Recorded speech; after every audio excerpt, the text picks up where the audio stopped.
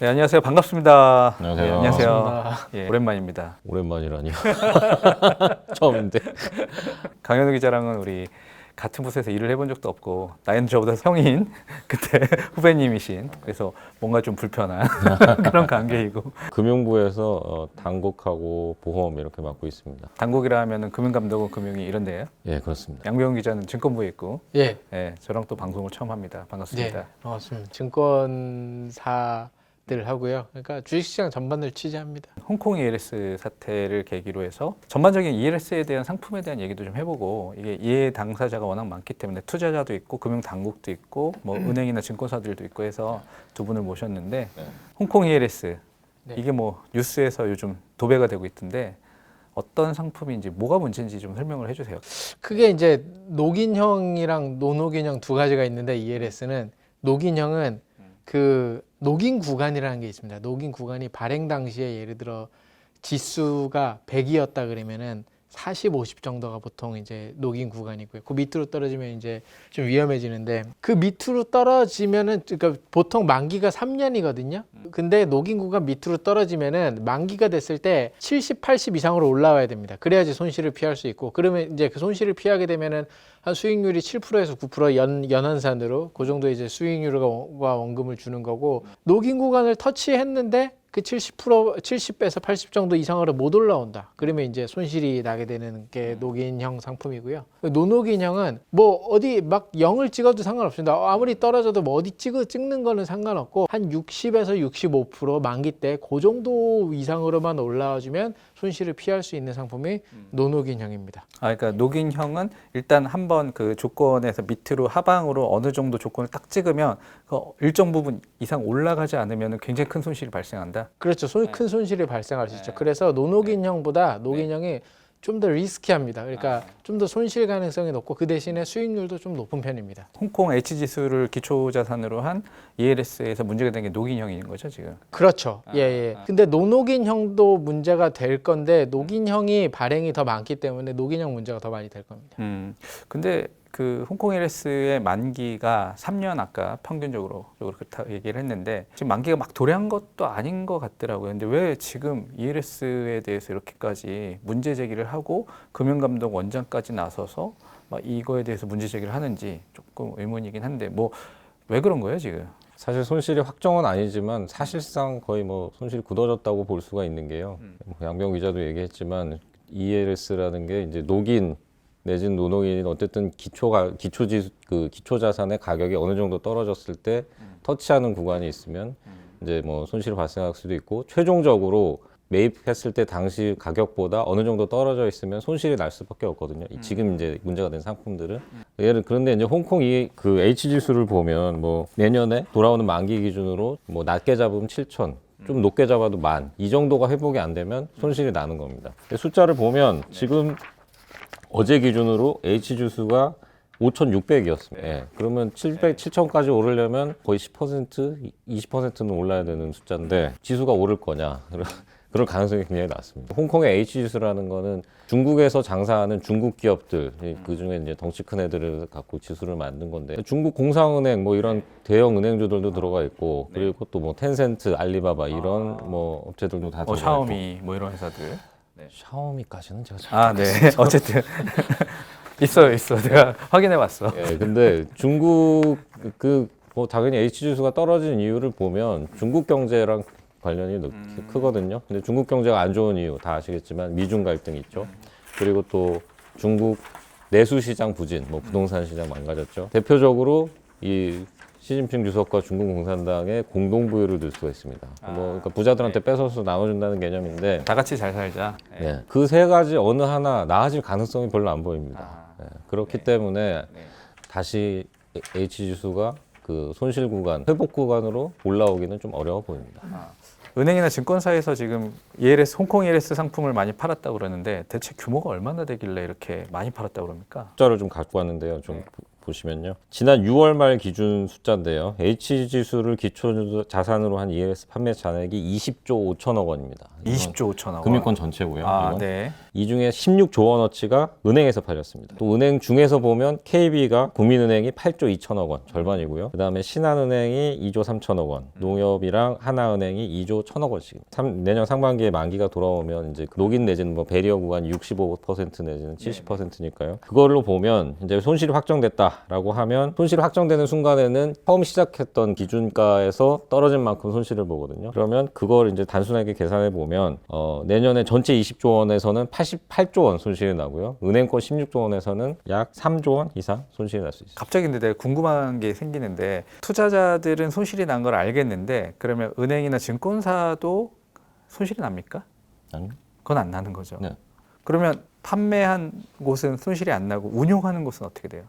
그러니까 운용하는 것도 손실이 안 나요? 그러니까 지금 투자자분들만 손실이 있고 금융사들은 손실이 아예 없는 거예요? 저는 안 살 것 같은데요. 사실 이거는 증권사가 주식을 중개를 하잖아요. 삼성전자 주식을 파는데 수수료를 챙기죠. 그러니까 브로커리지 수익 같이 이 ELS도 그냥 중개만 할 뿐이다. 예, 단순히? 그리고 아, 펀드를 한다. 펀드를 투자를 해도 펀드에서 손실이 났을 때 그 운용사가 손실을 보진 않잖아요. 거기는 언제나 수수료를 챙기죠. 근데 이제 자기 고유 계정으로 하는 거랑 이 또 중개라는 거랑 다르니까 판매사나 운용사는 ELS로 고객이 손실을 보더라도 손실을 보진 않죠. 당연히. 팔고 나면 난 모르겠다 이거네. 그러니까 좀 이 사태의 본질 중에 하나가 그럴 수도 있겠는데요. 왜냐하면 PF 같은 경우는 은행이나 증권사들이 PF 대출을 할 때 그 심사를 굉장히 깐깐하게 하잖아요. 자기들이 거기에 물릴 수가 있으니까. 그건 자기 돈이니까. 예를 들면 공모주 같은 경우도 상장시킬 때 증권사들한테 일부 물량을 떠안게 해서 만약에 그 주가가 떨어지면 너도 좀 일부 책임을 져라 이런 식으로 돼갖고 이해상충을 최소한 줄이려고 하는 노력이 있는데 ELS나 이런 파생 상품 같은 경우는 그런 장치는 없네요. 그러니까 제도적으로. 예, 근데 뭐 한 번 팔고 땡이다라는 식으로 영업을 하면 이제 그 은행 안 가는 거죠. 근데 그러고 보니까 자기 자본을 좀 태우도록 하면은 좀 조심해서 팔 것 같기도 하네요. 그래서 저는 그거는 한계가 있다고 보는데 좀 전에도 말씀을 드렸지만 증권사가 삼성전자 주식을 권해서 팔았어요. 근데 삼성전자 그럴 때마다 나도 삼성전자 일부 사라는 얘기 아니에요. 그러면. 계속 이게 반복이 되니까 이제 내가 삼성전자에 대해서 어느 정도의 이해도와 삼성전자에 대해서 뭔가 이 방향성을 갖고 가는 건데 ELS 같은 경우는 물론 안 그러신 분들도 있겠지만 상당수 분들은 기초자산에 대한 충분한 그런 공감 없이 그냥 은행이나 증권사에서 이렇게 판매를 이게 장려하는 상품들을 많이 사시니까 그래서 또 그것들이 불안전 판매나 여러 가지 요소들로 인해서 욕을 먹으니까 혹시 그렇게 제도가 개선될 방향이나 가능성은 없나요? 저는 없다고 생각합니다. 주식 사라는 거랑 삼성전자가 똑같다. 아니라 예를 들면 시가총액 한 500억씩 하는 주식을 살 수도 있는데 거기에 대해서 증권사가 주가 내렸다고 책임 안 지잖아요. 근데 왜냐면 이 상품 워낙 특이해서 그러니까 기초자산은 주식인데 성격은 채권 같은 성격을 갖고 있기 때문에 양무영 기자는 거기에 대해서 좀 이렇게 어떻게 생각해요?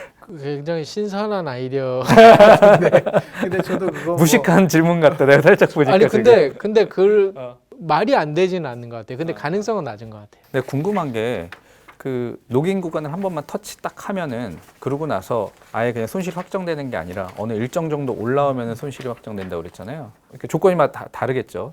가입자마다. 그 발행 당시에 기초자산의 그 포인트가 이제 기준점이 되고요. 그때보다 한 반토막이 났다. 그럼 이제 녹인 구간 터치하는 거고. 네. 예를 들어 지금 콩 HS로 기초자산으로 한 그 ELS를 지금 매입한다. 그러면은 그거는 되게 안전하죠. 지금 반토막이 난 상태에서 또 반토막은 실질적으로 가능성이 그러니까 많이 떨어지니까. 예, 그렇죠. 근데 사실 그때 팔 때도 그런 얘기는 했겠죠. 이게 HG수가 반토막 날 일은 진짜 별로 없을 거예요. 이렇게 해서 대부분 가입을 했을 텐데 그때 당시에 2021년도로 우리가 이제 복기를 해보면 은행들이 금리가 굉장히 낮았고 그래서 자산가들이 금리가 낮으니까 예금에 대한 이자가 너무 낮다. 그러니까 이제 좀 추천할 거 없어요. 뭐 이런 식으로 해서 추천을 많이 받았다고 하던데 은행에서. 근데 그 상품을 뜯어다 보려면 결국에는 주식시장의 흐름을 예측을 해야 되는데 은행들이 이걸 예측해갖고 파는 게 맞냐. 까보니까 은행들이 엄청 많이 팔았잖아요.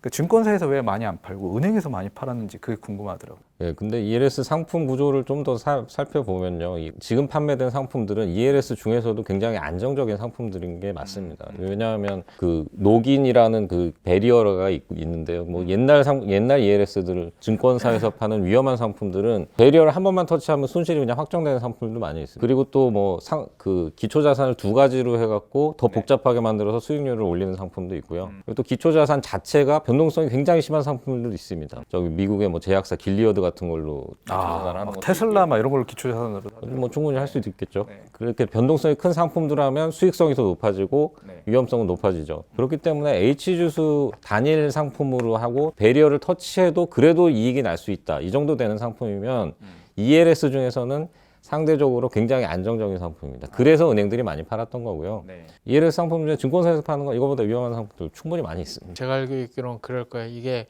은행에서는 오프라인으로 이제 창구에서 많이 파니까 연세 드신 자산가들이 많이 와갖고 사니까 그러니까 거기서는 이제 불안전 판매가 발생할 여지가 좀 있거든요. 아니 저기 뭐 대충 여기 듣고 뭐 이해하였으면 체크하시면 돼요. 막 이렇게 하잖아요. 근데 증권사는 거의 이제 80% 이상의 MTS나 뭐 HTS나 이런 온라인으로 판매를 하기 때문에 여기 듣고 이해했으면 하고 넘어가는데 그게 뭐 불안전 판매 여지가 이제 개입될 여지가 적은 거죠. 그 자기가 제대로 안 읽고 체크해서도 그건 자기 책임이기 때문에 그렇기 때문에 제 금융당국이 지금 온라인 판매가 높은 증권사 상품에 대해서 불안전 판매 가능성이 높지 않다고 보고 있기 때문에 지금 크게 문제가 안 되는 거고 팔기는 그래도 증권사들 많이 팔았을 겁니다. 뭐 금융당국이 이런 것들을 이슈화하고 계속해서 뉴스를 만들어내는 것들이 정치적인 행위를 하는 것 아닌가. 실제로 이복현 금융감독원장도 선거에 나올 가능성이 제기되고 있고 그런 측면도 좀 있는 거 아니에요? 보는 시각에 따라 좀 다를 수도 있겠지만 그럴 가능성은 저도 충분히 있다고 보여집니다. 공매도 금지 예를 들면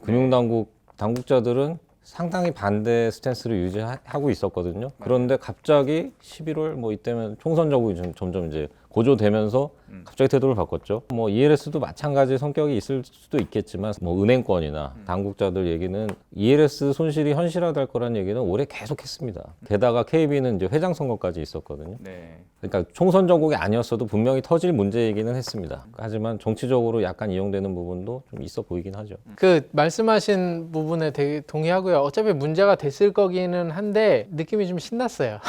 신났다? 그게 뭐야? 말씀드리자 얼마 전에 공매도 대책을 내놨단 말이에요. 금융당국이 또 ELS 갖고 이러고 있는데 증권가에서는 이런 얘기가 나오면은 금감원이 선거를 겨냥해서 하는 걸까요? 이거 묻지 않습니다. 묻지 않아요. 그냥 당연히 다 그렇게 생각하고 있어요. 참 이런 이슈들을 많이 꺼낸다. 근데 이 이슈를 꺼냄으로써 금융당국이나 여권이라든지 정치권에서 얻어지는 것들이 뭐가 있어요? 유권자가 좋아하니까요. 이런 걸 문제를 제기하고 그리고 나중에 이게 어떻게 될지는 모르겠지만 행여 뭐 손실을 그래 보상해 주겠다 하면은 좋죠. 선심 쓰듯이? 선심이 아니겠죠. 밀려서 하는 거겠죠. 정치적인 국면이든 간에 어쨌든 간에 일부 손실이 보전받을 수 있다면 어떤 분들이 보전받을 수 있는지 좀 궁금한데요. 그러니까 뭐 고령이라든지 아니면 재가입을 많이 하셨던 분들, 그러니까 이제 ELS 상품을 계속 가입하셨던 분들은 거기서 좀 제외되고 신규로 좀 가입하셨던 분들, 이런 분들은 좀 가능성이 있다, 이런 얘기도 하던데요. 쉽게 말하면 불안전 판매를 했으면은 배상을 받을 수 있는 건데 불안전 판매 예를 들어 어떤 분이 은행 창구에 가입하러 오니까 이거 뭐예요? 그랬는데 그냥 그 손실 안 나니까 그냥 그 듣고 이해하셨으면 체크하면 돼요. 이렇게 해갖고 제대로 설명 안 하고 이렇게 막 체크하고 넘어가면 이제 불안전 판매가 되는 거거든요. 그치. 그럼 네가 제대로 설명 안 했으니까 돈 물어줘라 이렇게 되는 거예요. 은행한테. 불안전 판매를 하지 않고 충분히 설명을 했다면 그게 결과가 수익이든 손실이든 그 투자자 본인이 감수하는 건데 불안전 판매 얘기가 계속 나오는데 가능성이 제 생각엔 높지 않을 것 같습니다. 왜 그런가 하면은 지금 은행에 가서 뭐 하나 예금 통장 하나만 만들 때만 해도 체크하는 거 많고 뭐 되게 많잖아요. 은행도 이거를 대비들을 되게 하고 있거든요. 네. 그 예전에 키코도 그때도 불안전 판매가 한참 문제가 됐었는데 돈 물어내라면서 그 재판 걸었던 기업들이 은행에 대부분 패소했거든요. 은행인들이 불안전 판매가 아니라는 근거, 자필 서명 이런 거를 충분히 남겼으니까 이겼을 거고요. 증권사는 이제 MTS를 이렇게 터치하고 넘어가는 거기 때문에 더 그 가능성이 좀 높지 않습니다. 강현우 기자도 같은 의견입니까? 최근에는 뭐 불안전 판매 사례를 확인했다 이런 뭐 보도도 있었는데 그건 확인된 바는 없고요. 그냥 뭐 아직도 그 당국의 입장은 아직도 조사 진행 중이다 뭐 이 정도 얘기하는데요. 네. 불안전 판매 사례가 아예 없었다라고 단정하기는 지금 당연히 어렵습니다. 그리고 이제 다툼 있는 사례들이 많을 텐데 저도 뭐 양 기자 얘기한 대로 이제 실제로 인정되는 사례는 굉장히 적을 것 같긴 합니다. 그런 면에서 이 불안전 판매 이슈를 계속 꺼내는 게 정치적인 의도가 좀 있는 것 같지 않을까. 뭐 이런 생각도 듭니다. 아 그러니까 그 전에도 뭐 DLF 사태도 있었고 그 뒤로 가면 키코 사태도 있었고 여러 가지 사태들을 겪으면서 금융사들이 뭐 바보도 아니고 자기들이 돈 물어줄 것들에 대한 면피를 충분히 했을 것 같다라는 생각은 들어요. 그럼에도 불구하고 최근에 이제 투자자분들께서 소송도 한다고 그러고요. 여러 가지 쟁점화 이슈화하는 것도 또 이 총선 국면과 맞물려 있는 거 아닌가라는 생각도 든데요. KB를 일단 먼저 가긴 했지만 전수조사 들어갈 거고요. 예, 특히 은행들은 지금 올해 역대급으로 이익을 내기도 했고 그리고 또 뭐 다른 이슈지만 횡재세 이슈도 있었고요. 상생금융 이슈도 있고 금융당국이 하려고 마음만 먹으면 뭘 못하겠습니까? 찾아내겠죠. 그렇게 보는군요.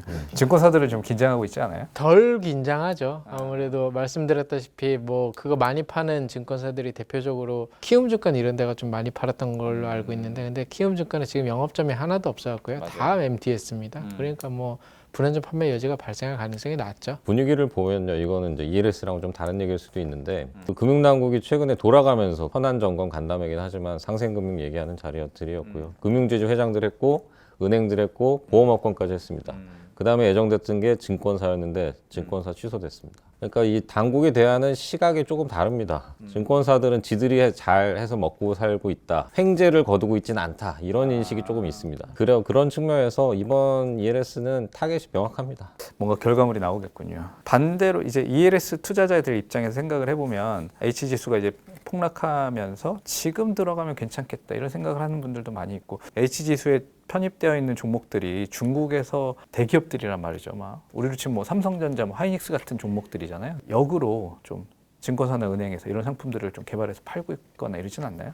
이성적으로 생각했을 때는 말씀하셨다시피 지금 들어가면 이제 저점일 때 들어가거나 지수가 낮았을 때 들어가면 좋은데 근데 실제로 보면 이게 높았을 때 발행이 많이 됩니다. 맞아요. 높았을 때 네. 매수를 많이 합니다. 왜 그러냐면 이게 사람이 직선적 사고와 낙관적 편향이 있기 때문에 좋으면 계속 좋을 것 같거든요. 지금처럼 이렇게 막 깎아먹은 상황에서는 들어가기 되게 좀 고민하죠. 홍콩 ELS 말고 있잖아요. 뭐 일본 ELS라든지 뭐 여러 가지 상품들이 많이 있을 거 아니에요. 네. 다른 거 뭐 밀고 있는 건 없어요? 아 요새 그 지수 ELS가 전반적으로 썩 좋지는 않은 상황이고요. 증권사들이 여러 가지 대체 상품들을 좀 많이 개발을 하고 있습니다. 그 최근에 판매를 많이 하고 있는 종목형 ELS를 뭐 예를 들자면 기초 자산이 테슬라 주가입니다. 테슬라 주가인데 예를 들어 테슬라 주가가 지금 뭐 $100예요. 근데 이제 요건 또 만기가 또 9개월입니다. 뭐 3년 이렇게 안 돼요. 네. 9개월인데 $100예요. 그러면 발행이 됐어요. 그러면은 3개월 뒤에 발행 당시 가격의 85%를 넘으면 그러니까 $85 이상이면은 연한사는 한 24% 정도의 수익률을 줍니다. 3개월이니까 수익률이 한 6% 정도 이제 되는 거고요. 그때 85%의 가격을 못 넘었어요. 그러면 이제 만기까지 9개월 때까지 가야 돼요. 9개월이 딱 됐을 때 이게 발행 당시 가격보다 높잖아요. 상승분의 2배를 줍니다. 그리고 발행 당시 가격보다 낮으면은 그만큼 이제 그것도 실물 주식을 줍니다. 그렇기 때문에 뭐 손실 확정된 게 아니라 그냥 테슬라 주식이 입고시켜 줍니다. 느낌상으로는 별로 막 손실 안 본 것 같죠. 투자 상품상으로는. 근데 뭐 이미 주가가 많이 까여 있는 테슬라 주식을 줘버리니까. 줘버리니까 뭐 손실이 네. 없다고 할 수 없죠. 네. 뭐 그런 또 그게 지금 종목형 ELS고 그리고 월지급식 ELS는 지수형 ELS랑 비슷한데 그걸 이제 끊어갖고 막 다달이 줍니다. 막 0.6%? 뭐 이 정도씩 주갖고 이제 토탈 다 따지면 한 7.5% 되게 이렇게 주는 뭐 그런 월지급식 ELS 이런 상품들을 많이 만들어서 판매를 하고 있습니다. 은행들 같은 경우는 맨날 뭐 이자 장사만 한다고 그래갖고 욕하는데 그래서 이제 다른 다양한 상품들 지금 ELS도 그 중에 하나인데 파생 상품도 많이 팔고 이러면서 수익의 다변화를 하고 있었다가 요즘에 또 이렇게 분위기가 급반전하면 결국엔 다시 이자 장사로 돌아가야 되는 거 아닌가? 어떻게 되는 거예요? 은행들이 참 딜레마 상황인 거는 맞습니다. 이번에 이익이 많이 난 것 이렇게 내고 싶어서 냈냐 뭐 이런 얘기도 하는데 얼마 전에 금융감독원장이 은행들 이자 이익이 60조나 된다 뭐 그런 말을 했었는데요. 완전히 틀린 말은 아니고요. 3분기까지 은행들 이자 이익이 44조 원이었거든요. 비이자 이익이 4조 6천억 원이었습니다. 이자 이익이 비이자 이익의 10배 정도 되는 거고 여전히 의존도가 높습니다. 근데 또 이건 사실은 그 매출 개념이고요. 그 순이익으로 따져보면 3분기까지 뭐 은행들이 19조 5천억 원 그러니까 작년 전체가 18조 5천억 원이었으니까 올해 많이 벌긴 벌었습니다. 그런데 이제 이자로도 벌지 말라, 뭐 비이자로도 지금 ELS 같은 거 하지 말라. 그렇게 되면 은행들은 실적이 당연히 안 좋아질 거고요. 아니 그러니까 장사 어떻게 하라는 거예요? 그러면 이자 장사했다고 뭐라고 막 지금 횡재세대 뭐대 해갖고 은행이 원래 이자 장사하는 거 아닌가요? 그러게 말입니다. 아니 근데 그런 얘기 있더라고요. 그러니까 미국 같은 경우는 모기지 상품들이 뭐 30년 만기인데 변동금리가 아니라 고정금리다 보니까 그 금리로 이자 장사 못하니까 이래서 다양한 수익원을 개발할 수밖에 없었는데 한국 은행들은 이자에 따라서 금리가 올라가면 올라간 대로 돈 많이 벌고 내려가면 또 내려가는 대로 또 돈 벌고 이런 구조에서 완전 그냥 날로 먹는다. 이런 지적도 있던데 맞아요 그게? 날로 먹는 부분이 상당히 있죠. 그거는 근데 저는 규제 산업의 본질이라고 생각합니다. 원래 규제 산업이라는 건 나라에서 라이센스를 주고 어느 정도 돈을 벌도록 보장해주면서 그 대신 국민들에게 사회보장 역할을 해라. 이런 취지가 담겨 있는 거거든요. 제가 너무 당국자같이 얘기를 하고 있는 건 같은데 그런 측면에서 은행은 그냥 적당히 벌면 됩니다.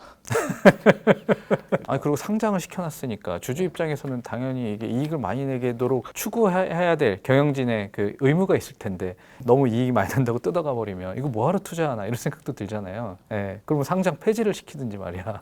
그게 제가 봐도 적당합니다. 그 마지막으로 우리가 좀 생각해봐야 될 것들이 이제 이런 식으로 금융당국이 적극적으로 개입을 할 경우에 앞으로 이제 ELS든 뭐든 간에 다양한 금융 상품들을 팔 수가 없거나 혹은 소극적으로 팔게 되고 그것이 이제 소비자들의 금융 선택권을 제약하는 것이 되지 않을까 하는 생각도 드는데 강현우 기자가 보기에는 어떻습니까? 원론적으로는 그게 맞는 말이라고 생각하긴 하는데요. 또 은행들이나 금융사들이 가만히 있을 사람들은 아니고요. 또 어떤 상품이든 만들어낼 거고요. 그리고 또 당국은 또 그거 잡는다고 또 하겠죠. 규제 부작용이 분명히 있겠지만 그게 뭐 그렇게 오래 가진 않을 것 같다. 저도 뭐 기본적으로 같은 생각이고요. 네. 그 아까 전에 말씀드렸던 또 종목형 ELS나 올지급식 ELS 같은 것도 그런 면에서 자꾸 이제 증권사들이 새로운 상품을 만들려고 하다 보니까 나온 거고 뭐 잠깐 이렇게 위축될 수는 있겠지만 그래도 계속 그 뭐 홍콩 ELS가 됐든 뭐가 됐든 간에 이 기초 자산이 무엇인지를 일단 투자하시는 분들이 좀 알으셨으면 좋겠고 결국에는 다 주식이더라고요 대부분. 그러니까 그 주식에 대해서 좀 시장에 대해서 조금 공부도 좀 하시고 하셔야 될 것 같아요. 조금 그 아쉬운 부분이 있어서 저희가 다음에 한번 다시 모시고 이 부분에 대해서 다시 얘기를 한번 해보겠습니다. 감사합니다. 감사합니다. 네. 알겠습니다.